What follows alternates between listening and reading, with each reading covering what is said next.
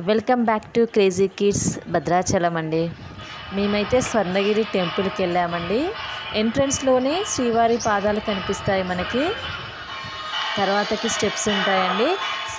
స్టెప్కి ఒక దేవుడి అవతారం ఉంటుంది. ఇది నేను నెక్స్ట్ వీడియోలో మీకు చూపిస్తాను. టెంపుల్ అయితే చాలా బాగుంటుందండి. ఖచ్చితంగా మనం వెళ్ళి చూడాల్సిన ప్లేస్ అండి.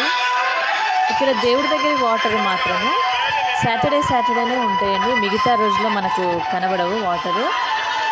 ప్లీజ్ ఈ వీడియో నచ్చినట్టయితే లైక్ చేసి షేర్ చేసి సబ్స్క్రైబ్ చేసుకోండి. హైదరాబాద్ నుంచి 1 అవర్ జర్నీలో ఉంటుందండి స్వర్ణగిరి టెంపుల్. హైదరాబాద్ వెళ్తే ఖచ్చితంగా స్వర్ణగిరి టెంపుల్కి వెళ్ళండి.